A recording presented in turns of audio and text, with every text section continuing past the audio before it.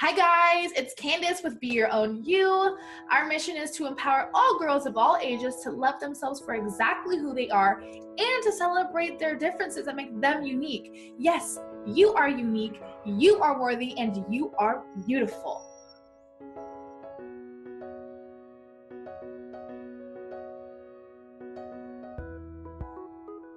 Welcome to our Inspirational Interview Series designed to inspire, motivate, and empower. We are interviewing anyone who has a story or a message they'd like to share.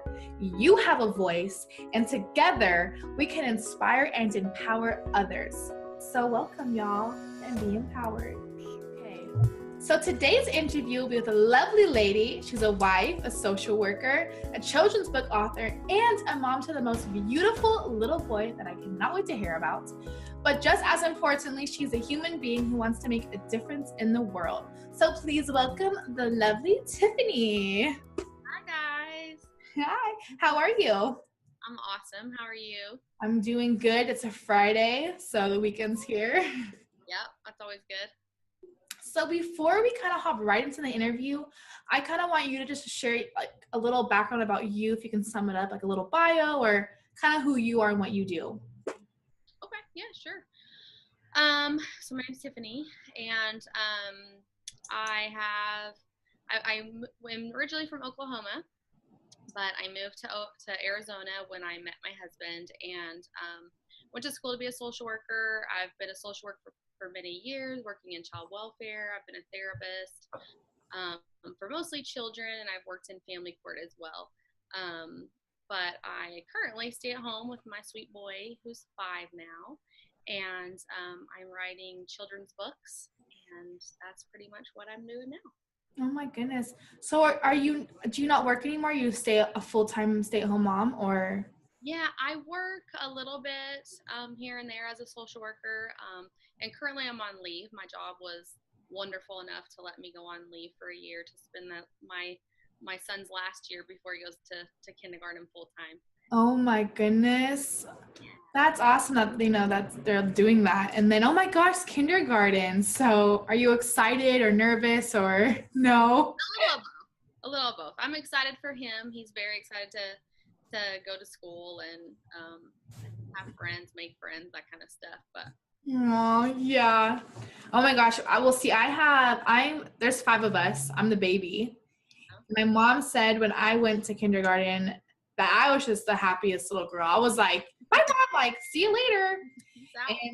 And she said she was kind of sad, like, what? Like, you don't miss me? I was just like, but I was kind of, like I said, I was excited to meet friends and yeah. But you're independent, it sounds like. So I think I was, because even though I had 4 other siblings, there's kind of the age gap. So, and I have older brothers, so they're like, I don't want to play with my little sister. Yeah. Well, what empowered you to become a social worker? That's like I actually am familiar with that because I was about to be a foster mom recently, and for a family member, but that didn't happen. So I kind of been learning kind of that world. And I'm like, wow, social workers you play an amazing role, and that's in itself super inspiring. So what kind of empowers you to go down that path? Well, my mom is a social worker. And so since I was little, that's what she's done. My mom kind of like eats, lives, and breathes social work. And so she's raised me that way. And it was just kind of a natural progression. I've always known that I wanted to be a social worker. So as soon as I graduated from high school, I just went right into the social work program. Oh, wow. So you must love kids. I do, yeah. And I love helping people, and that's why I became a social worker. I didn't want to go to a job and, work 8 to 5 and then feel like, what have I done all day long? And I wanted to really feel like I spent my day helping people. Yeah, having a purpose. No, I totally get that. Exactly. Yep. Yeah, that's what I had to do. This whole course. I think it's different in every state, but I had to go through like kind of like a foster mom class. I don't know. I remember it was like a whole day class, and they share everything that like you guys do and like kind of what the foster parents would do. And it kind of was like mind blowing, and it made me like, I was like, wow, like you're really changing lives, and you're really helping these kids and families.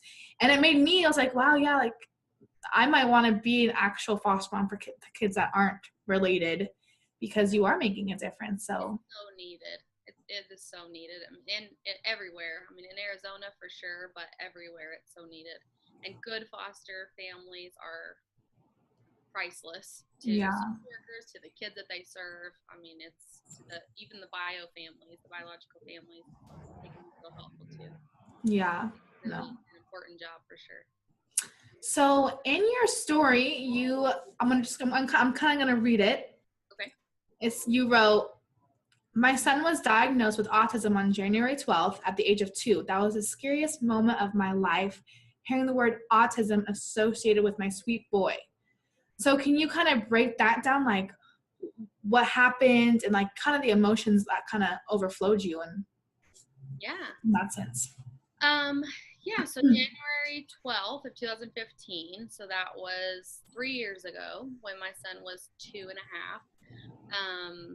He was diagnosed. My mom had been saying, you know, you need to get him evaluated, you need to get it checked out. And to me, he was just him. So I didn't think anything about it. I knew he was very smart, and I just thought he's just a smart, quirky kid. That's why he's different. Um, but she kept pushing me to. And so, really, I just got him evaluated so she would stop bothering me. I was like, fine, I'll do it, and then you could be quiet after that. Yeah. And so on that day, I took him. He got an evaluation from a developmental pediatrician and a psychologist. And that day, they told me I didn't. And even as a social worker, I had no idea. And I know how the system works, but I didn't think that they would tell me that day. And my husband wasn't with me, and I was like, oh, it's fine. They won't tell me today. They're going to go back and do whatever the psychologists do, and then they'll let us know. No, they tell you right then. Wow. Yeah, and so when they told me, I was just in shock. I didn't know what to say. I just sort of sat there, and they gave me this big packet of information and said, here you go, read this. And I was like, what? And they asked me if I had any questions, and I couldn't even talk. And my son was sitting there, and he was playing and stuff. And I couldn't talk. I just shook my head no, and they kept talking. I don't even know what they said, and I left. And I was just for a couple of hours, I was probably in shock. After that, I like went to mommy mode, like I need to do something. Yeah, so it was tough. It was really. Yeah, that's a total, like, you're like, oh, we're not going to find out. Like, no preparing, no, like, processing. And No I time. was totally prepared for them to be like, oh, he's fine. Yeah.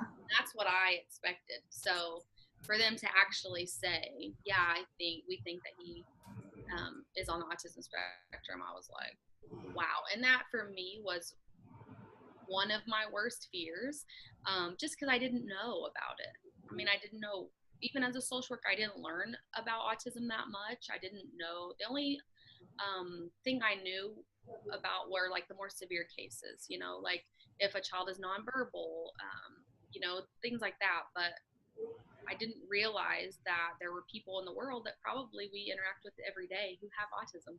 Yeah. I didn't know that. So I know. I think that's probably a lot of, like, I will definitely admit I think I'm not a mother, but that's definitely a fear that in the back of your mind. But then that's why I continue to read, and, you know, you're like through a lot of prayer and a lot of support, you began to change your like thinking. Before I get to that, like, how did you adjust? Like, what did you have to do? well, I think that you just kind of have to. Yeah.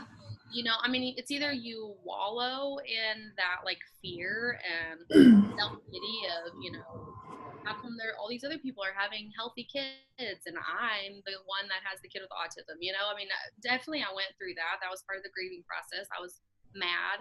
I was sad. But eventually you have to get to the place of acceptance and just be like, okay, this is what it is, and I need to figure this out. And fortunately, I was blessed enough that I had a lot of support, and I found a therapy that worked for us. It's called Sonrise, Sonrise. And the Sunrise program really changed everything for me. It's very empowering. It's very much about accepting your child for who they are, and not really judging the quirky things that they do, and looking at it as this is a way that they're taking care of themselves. And so, prior to that, my son would do certain things, which people call it stimming. They'll do certain things that are repetitive, and it seems very different. And I would look at that and think that's the autism. Like for me, that was a reminder every time he did those things. And for him, it was driving cars. Like he would drive his trucks and look at the wheels, and every time he did that, it was a reminder to me that he's different and he's going to get made fun of. And like all the fears that I had came back, and on a daily basis. And so when I went to the Sunrise program, they really just taught me, I really learned to look at that as, okay, he's taking care of himself. Like that's a way for him to start processing all the stimulus that's coming in, because kids that have autism, stimulation, they process it very differently than all of us. Yeah. And so I started looking at it in that way, and then it just sort of evolved to, who cares? Like, what is different? What is normal? I don't know what's normal. Yeah. We're all a little bit different. We're all a little bit quirky. And even for kids that are what we call neurotypical, so the kids that are typically developing children, they are going to get made fun of. I mean, kids are kids, and they're going to find something to make fun of you for, and you're going to get a nickname or whatever. So I just started seeing it more that way, and seeing more of the beauty in it. And my son, he thinks so differently. But for me, it's so cool. I mean, we'll be driving in the car, and he'll say, even when he was about 2 years old, I remember he said triangle, and I'm looking around for a triangle, and I'm thinking, I know there's a triangle somewhere around here, but I have no idea. And I kept looking, and the cell phone towers, Yeah. like a bunch of triangles. It just looks like a metal tower, and that's what he was talking about. And there was a bunch of triangles, and I'm like, yes, there's triangles. Yeah. And every day it's like, even to this day, it's still that way. That like he just will see things so differently. Oh, I love that. I personally love that because it's interesting how the brain works though for anyone. So it's like, oh, that's what he notices and is gravitating towards, or like we don't notice that really. We're just kind of moving forward. Exactly. Yes. So he's really helped me to see life so differently. And I wouldn't change anything because of that. I mean, I've learned so much from him. That's awesome. Do you feel that you were placed by like maybe the grace of God? Like this was your path, like this was meant to be? Or was it kind of like? Yeah, I mean, a little bit of both. I mean, lots of people will say that to me, like God just knew that he was for you. And I mean, I definitely think everything happens for a reason, and I believe very strongly. I have a strong faith.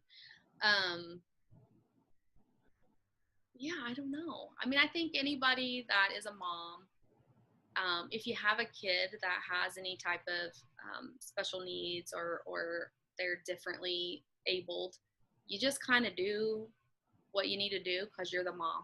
And I feel like any mom would do what I have done. I'm not special or, anything like that. I just think you do what you have to do for your babies. So, yeah. But I'm grateful. I'm grateful that I get to be my son. For sure.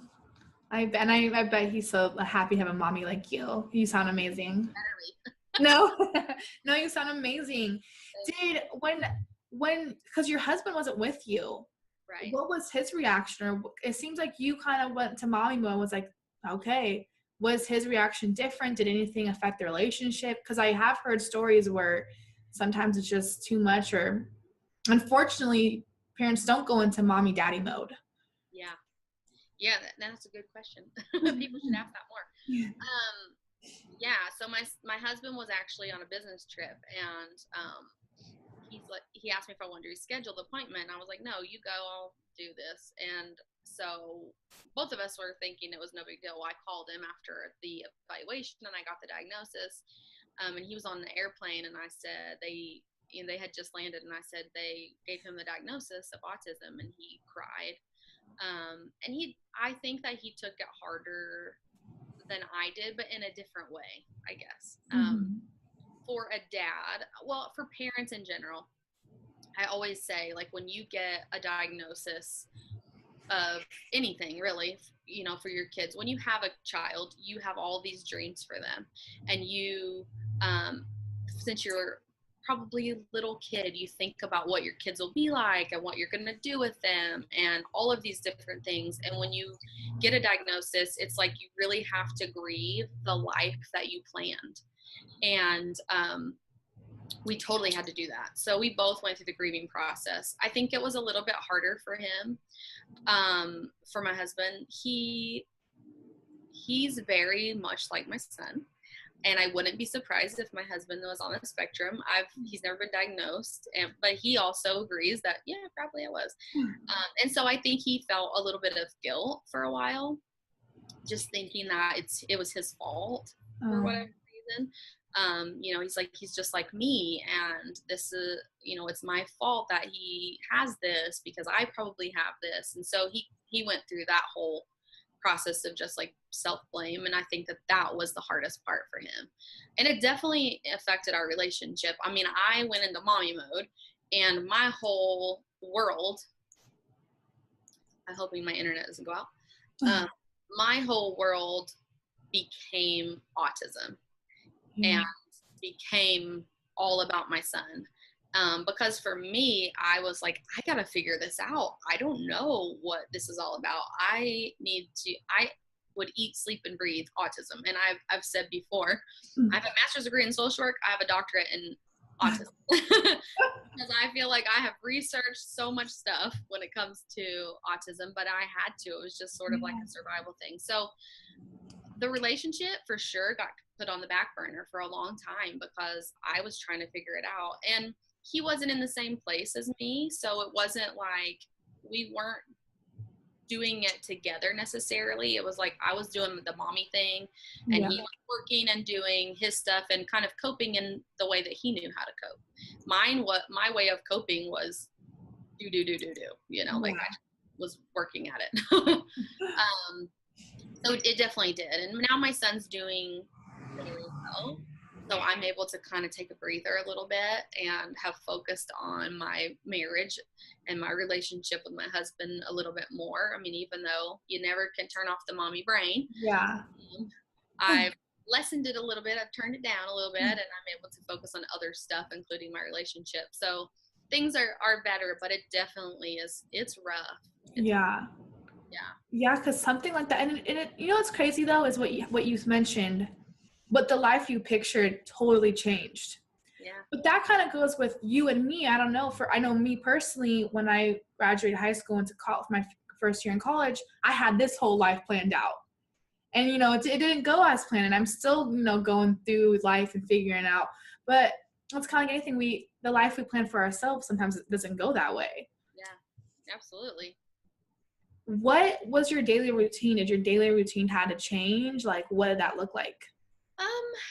You know, surprisingly, it didn't really change a lot. When I became a mom, I was a little crazy.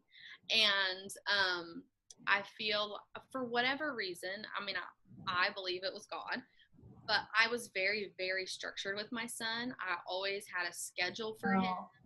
He was on a schedule from day one. I read a book that my dentist recommended, and it was all about schedules.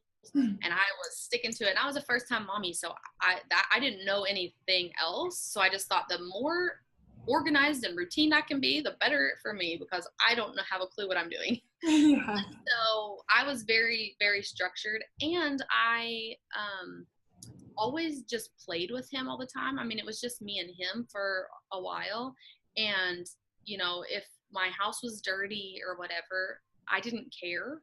I just was playing with him all the time. I didn't watch TV. I did nothing but play with him. And that's not necessarily like a natural thing for me, which is why I know that it was totally God. I would feel bad if I wasn't playing with him. I would feel very guilty for not playing with him. So when he got the diagnosis, I mean, all of the stuff that I would have been doing, whether he was on the spectrum or not, I already was doing it for whatever reason. And like I said, it wasn't a natural thing for me. I wasn't doing it because, oh, this is how I am. We're going to keep going. I wasn't doing it because this is how I am, and I just love playing with a little baby, you know. It was like I had to. I didn't have a choice. Yeah. Well, that's for sure an amazing thing, structure. And the reason why I say that is because I love kids. Like I know I'm placed here one day to do this, make a difference, and then also to be a mom.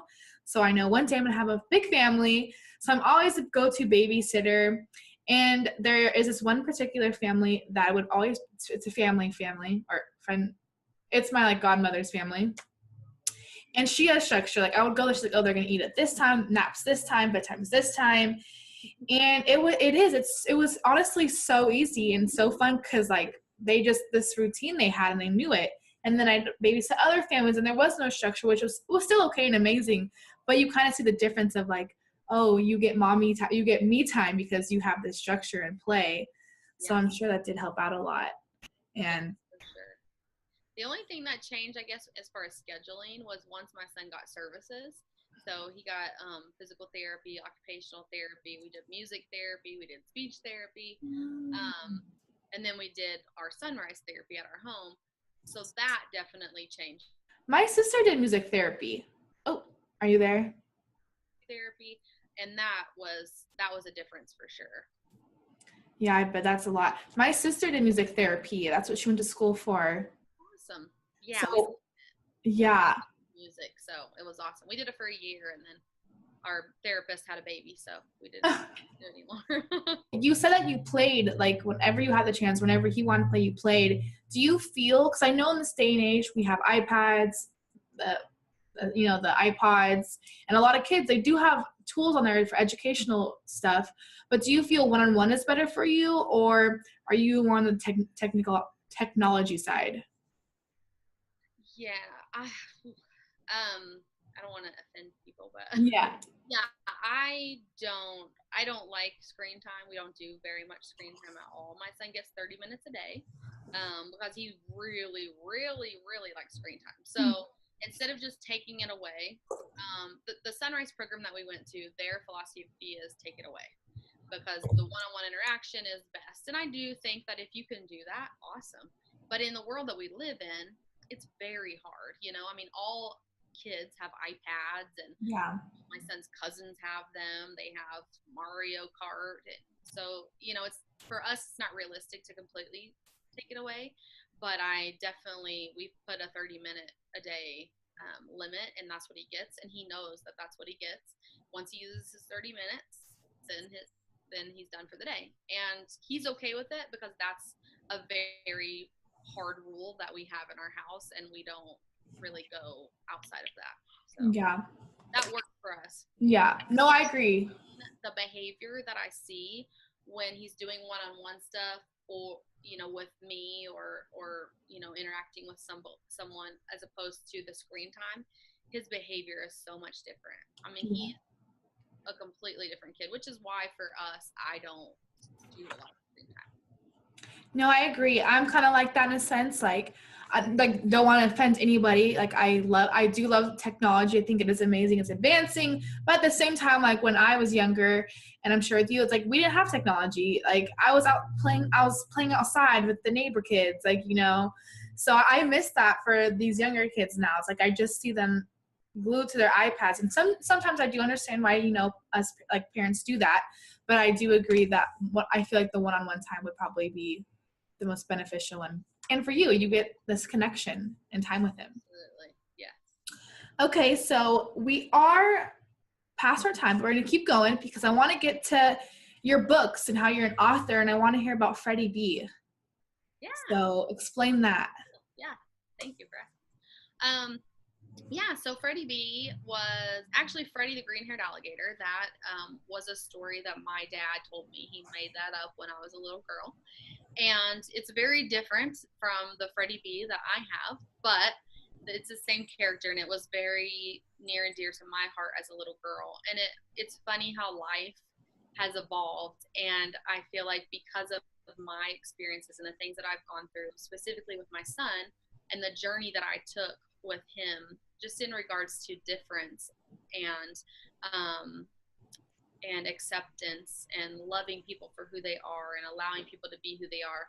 Freddy has kind of evolved into a character that represents that for me. So I've written 3 books of Freddy the Green-Haired Alligator, and I'm hoping to write a lot more, but for now I have 3 books that I have been getting ready to submit to publishing companies. And my first is Freddy the Green-Haired Alligator, and it's sort of an introduction to Freddy and what he's all about. My husband about his difference and how that is okay, and loving people for who they are, and friendship, and that kind of thing. So it's just cool how life has definitely evolved, and I feel like it's all sort of led up to my stories about Freddy, and I'm hoping to just change people's thinking. And because I was there, I was that person that was like, difference is, it's a little bit scary, because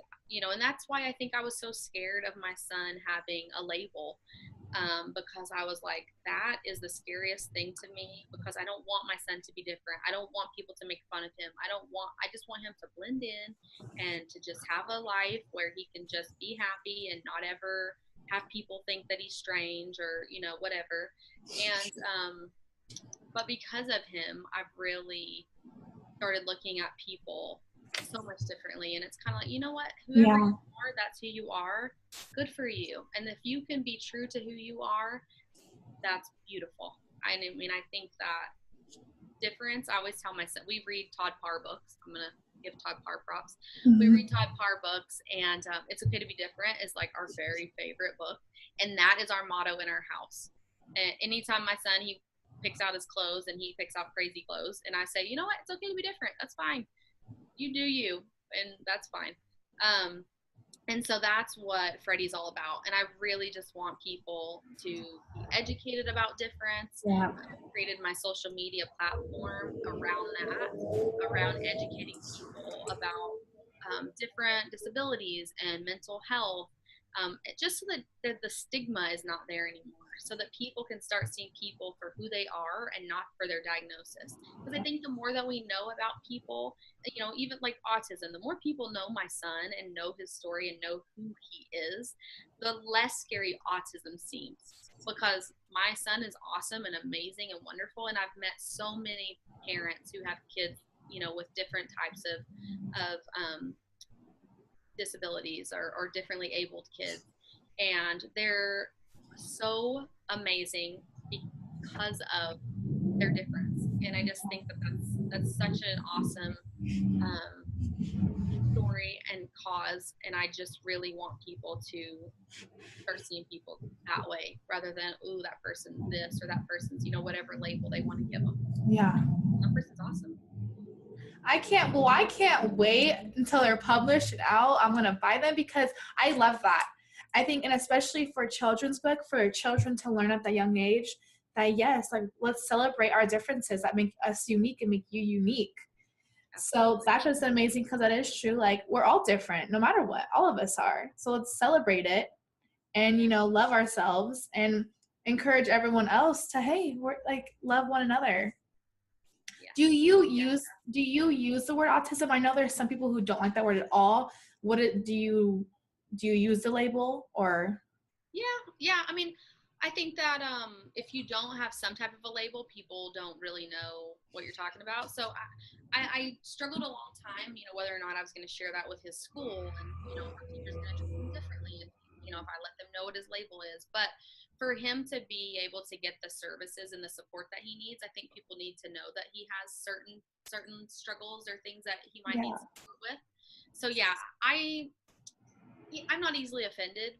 Yeah. But referring to someone as an autistic, to me, is a little bit like off-putting. I know that there are people that are on the spectrum that like to be referred to as autistic.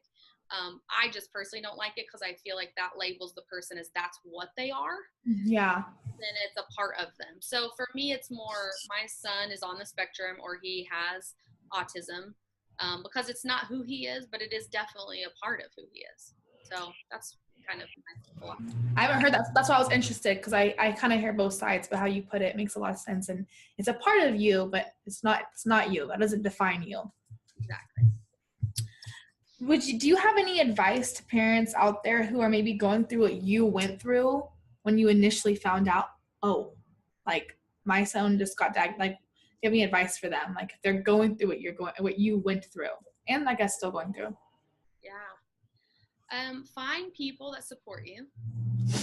Find people that support your child, who love your child for who they are, who support your decisions. You are the expert on your child. That, I think, is the biggest advice I can give, is that you're the expert. There's so many people that are going to have so many opinions about what you should and shouldn't do for your kids or with your kids, and you know them better than anyone else. And if you meet any child on the spectrum, or any person on the spectrum, no two kids are alike, or no two people on the spectrum are alike, and you know them much better than anyone else does. So that would be my advice to them. Awesome. Yeah. Sad, and it's okay to be mad. Yeah. You know, I think sometimes people feel guilty for feeling the feelings that they have, because they think, if I'm sad, that means I don't love my kid or accept my kid. But it's really, you have to grieve, and it's natural and it's normal. And you've had this dream of what being a parent's going to be, and it's not going to be that anymore. And that's okay to be sad about that. And it's an amazing journey. I think motherhood, fatherhood, it's an amazing journey regardless. Yes, absolutely. Yes. So is there anything that I missed from your story or message? Because like I've been telling everyone, you have a voice and I want to hear it. So is there anything I didn't cover that you would like to share and put out? No, I don't think so. I think, I mean, you had great questions. You've covered everything pretty much. Yeah. Just ask people to follow me. Yeah. On my social media outlets. Facebook, Instagram is where I'm mostly at. Freddy B Kind, so it's Freddy, FREDDIE, and then the letter B, Kind, KIND. Yeah. Yep. So. I'm gonna share that right here, guys, on the video. Or I guess it's like the @ name, and then I'm gonna share the links below as well in the bio, so you guys can go show her some love, follow her, be a part of her journey. And then also spread that awareness of be kind, love one another, love your differences. That's what be your own you is all about too. So be your own you and love yourself first. I love that. Yes. Well, thank you so much, Tiffany, for being here, taking time out of your day. I love your story, and I really cannot wait for to read your books. Like I don't know if you guys, I was messaging her. I'm like, is your book out? Can I go buy it? Like before I even had this interview, I wanted to go buy her book just because I was so inspired. I wish. Soon. It's coming soon. I know it. Absolutely. Yes. And you'll be the first to know. Yeah. Okay, guys. Well, I hope you all have an amazing weekday. Just know you can get through anything. Remember to always be your own you and love yourself first.